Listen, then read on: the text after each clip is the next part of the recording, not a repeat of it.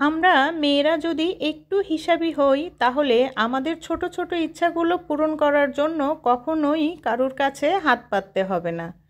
Hello, আসসালামু আলাইকুম everyone, কেমন আছেন সবাই? আই হোপ সবাই ভালো আছেন।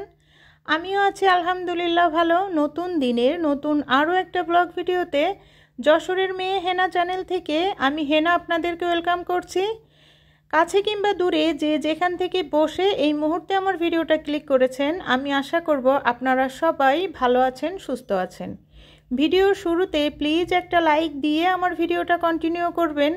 আমার অনেক প্রিয় প্রিয় আপু ভাইয়া আঙ্কেল আন্টিরা আছে যারা আমার ভিডিওটা দেখে, সুন্দর সুন্দর কমেন্টস করে, কিন্তু লাইক দিতে ভুলে যায়। তাই আজকে ভিডিওর শুরুতেই যারা আমার ভিডিওটা দেখার জন্য ক্লিক করবেন, আমার কথাটা শোনার সঙ্গে সঙ্গে প্লিজ একটা লাইক দিবেন। একটা লাইক দিতে আপনার কিন্তু কোনোই কষ্ট হয় না, কিন্তু একটা লাইক আমার কাছে অনেক উপকারী। যাই হোক, আজকে কিন্তু ভিডিওটা আমি একদম সকাল থেকে শুরু করেছি। আর যে ফুলগুলো দেখালাম এটাই কিন্তু এই সিজনে মনে হয় আমার গাছের একদম লাস্টের কাটা ফুল। অনেকের গাছে কিন্তু এখন ফুল হবে, আর আমার গাছে এই মুহূর্তে এই ফুলগুলো কাটার পরে আর কোনো ফুলই নেই। যাই হোক, তারপরেও খুবই ভালো লাগছে। আমি চেয়েছিলাম যে জানুয়ারি পর্যন্ত আমার ফুলগুলো থাকুক, কিন্তু সেটা আসলে আর সম্ভব হয়নি। সব ঝরে ঝরে পড়ে যাচ্ছিল, আর পড়ছিলও কিন্তু বাহিরে, যেটার পাপড়িগুলোও আমি পাচ্ছিলাম না। যাই হোক, এখন চলে আসি মূল যে কথাটা আমি আজকে আপনাদের সঙ্গে শেয়ার করব, যে আমরা যদি একটু হিসাবি হই তাহলে কিন্তু আমাদের যে ছোট্ট ছোট্ট ইচ্ছাগুলো থাকে সেগুলো আমরা সংসার খরচের টাকা সেভ করে ইচ্ছাগুলো পূরণ করতে পারবো। আমি আজকে সকালে নাস্তা তৈরি করছি একদমই সিম্পলভাবে, যেহেতু আমার মাংস রান্না করা আছে আর রুটি পরোটা প্রতিনিয়ত ওগুলো আর ভালো লাগে না। তাই আমি আজকে একটু এই যে এইভাবেই নাস্তা তৈরি করে নিলাম। আর এটা না গরম গরম খেতে কিন্তু খুবই ভালো লাগে। আমি সকালে নাস্তা তৈরি করে সবাইকে দিয়ে দিয়েছি, আর আমিও কিন্তু নাস্তাটা খেয়ে নিয়েছি। নাস্তাটা এতটাই ভালো লাগছিল, খুবই ভালো লাগছে আমার। আর সকালেই একদম খুব ভারী একটা নাস্তা খেয়ে নিয়েছি। আর ওই যে বললাম যে আমাদের ছোট ছোট ইচ্ছাগুলো পূরণ করার জন্য কারোর কাছ থেকেই কিছুই চাইতে হবে না। আমি কিন্তু প্রায় দেখবেন যে আমি অনেক কিছুই কেনাকাটা করি, তবে এতটা দামি না, একটু একটু করে আমি আমার ছোট্ট ছোট্ট ইচ্ছাগুলো পূরণ করার চেষ্টা করি। আর এইগুলোর জন্য কিন্তু আমি কখনোই এক্সট্রা কোনো টাকা বাসার কারোর কাছ থেকেই নেই না। আমি আমার সংসারটার পুরো খরচ, সব কিছু বাজার, কোথায় কার কী লাগবে না লাগবে সব কিছু কিন্তু আমিই দেখাশোনা করি। যেহেতু আমার বাসার মানুষগুলো অনেক ব্যস্ত, তো তাদের দেখা যায় যে সময়টা হয় না, তা প্রতি মাসেই বাসার খরচ অনুযায়ী সব কিছুই আমার হাতে থাকে। তো আমি সেখান থেকে সব কিছু সুন্দর করে সামলিয়ে যে টাকাগুলো সেভ করি, আর মাসের লাস্টের দিকে এসে যখন দেখি যে না আমার আর কোনো কিছু এই মাসে খরচ নেই, যে টাকাটা থাকে সেটা দিয়ে আমি একটা আমার পছন্দের যে জিনিসগুলো সেটা কিনে নিই। সেটা হোক না অল্প বা একটু বাজেট যদি হয় তাহলে আমি কিছুদিন অপেক্ষা করি, আর যদি আমার মনে করেন মাসের শেষে যেটা আমার কাছে থাকে সেটা দিয়ে হয়ে যায়, তারপরে কিন্তু আমি সেই ছোট্ট ইচ্ছাটা পূরণ করে ফেলি। আর ওরকমই একটা ইচ্ছা আজকে পূরণ করেছি। এই যে পাতা ট্রেটা, এটা আমার অনেক দিন থেকে কিন্তু ইচ্ছা ছিল কেনার, কিন্তু ওই যে বললাম যে আমি আমার ইচ্ছা পূরণের জন্য কখনোই জমানো টাকা খরচ করি না, প্লাস হচ্ছে কারোর কাছ থেকে চেয়ে নিই না। তো যখন আজকে অলরেডি মাসের কিন্তু প্রায় শেষের দিকে, তো চিন্তা করলাম যে এখন আর কোনো খরচ নেই, তো সেই হিসাব করেই ব্যালেন্সের যেটা ছিল সেটা দিয়ে কিন্তু আমি এই ট্রেটা কিনেছি, এবং আরও অনেক একটা সুন্দর জিনিস অর্ডার করেছি, হয়তো সেটা আমি কিছু দিনের ভিতরেই পেয়ে যাব। তো সকালে নাস্তা খেয়ে যখন পার্সেলটা ওপেন করছিলাম, আমি কিন্তু অলরেডি চা একবার খেয়ে নিয়েছি।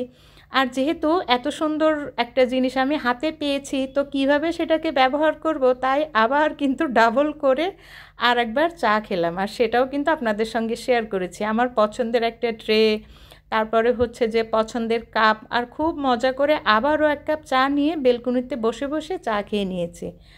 আর এই যে কালকেও একটু রোদে দিয়েছিলাম, আজকেও কিন্তু রোদে দিয়েছি। রোদে দিয়ে তারপরে কিন্তু এখন তুলে রেখে দিব।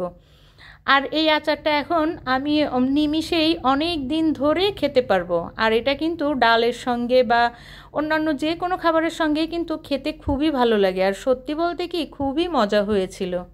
যাই হোক, আমি কিন্তু সকালে দেখিয়েছিলাম যে ঘর থেকে বেলকুনিতে যে রোদটা সেটা কিন্তু অনেক সুন্দরভাবে আসে এবং ঘরেও কিন্তু রোদটা প্রবেশ করে।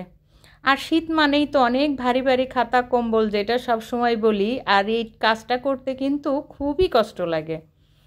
দেখেন, আমি কিন্তু কম্বলটা একটু সকালে রোদে দিয়েছিলাম, যাতে রোদে দিলে কিন্তু সুন্দর একটা ঘ্রাণ থাকে। তো আমি এই যে এখন ফাইনালি বাইরের কাজগুলো শেষ করে আমি রুমটাও সুন্দর করে গুছিয়ে নিয়েছি। দেখেন, আমরা চাইলেই কিন্তু সব কিছু থেকে একটু একটু করে আমরা সেভ করতে পারি। প্রতিদিনই যে আপনার মাছ খেতে হবে, প্রতিদিনই মাংস খেতে হবে এমন কিন্তু না। প্রতিদিন আমরা যে রান্নাবাড়াগুলো করি, আমরা কিন্তু সপ্তাহের শুরুতে সুন্দর একটা রুটিন করে নিতে পারি। যেমন ধরুন, সপ্তাহে 2 দিন মাছ বা 2 দিন মাংস, বাকি একদিন হচ্ছে ডিম, আর অন্য দিন যেটা থাকবে সেটা আপনি আপনার স্পেশাল ডে হিসেবে সুন্দর করে যার যেটা খুশি সেইভাবে তৈরি করতে পারেন। তবে আজকে মজার বিষয় হচ্ছে, আজকে আমি রান্না করতেছি হচ্ছে নতুন আলু দিয়ে ডিম ভুনা।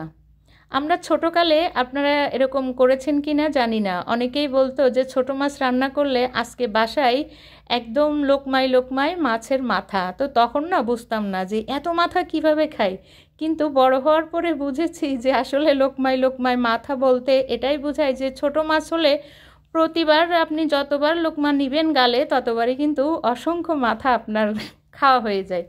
তো আমিও আজকে চিন্তা করলাম যে আজকে আমি আমার বাসার সবাইকে লোকমায় লোকমায় ডিম খাওয়াবো।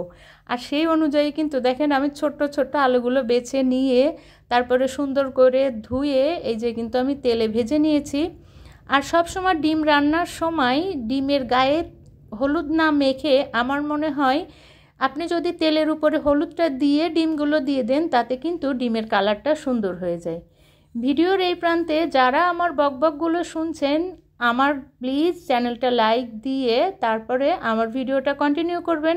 আর যদি আপনি নতুন হয়ে থাকেন, আপনি চাইলেই আমার চ্যানেলটা সাবস্ক্রাইব করে আমার সঙ্গে থেকে যেতে পারেন। আমার এই ছোট্ট ফ্যামিলিটাকে একটু একটু বড় করতে সাহায্য করতে পারেন। দেখেন, এখানে চলার জন্য আসলে বেশি কিছুর প্রয়োজন নাই, অর্থের প্রয়োজন নাই, প্রয়োজন শুধু একটু সাপোর্টের। যাই হোক, আমি কিন্তু কথা বলতে বলতে এই যে আমার তরকারিটা রান্না করে নিয়েছি। আর আজকে কিন্তু কোনো টমেটো বা ধনেপাতা আমি ব্যবহার করিনি।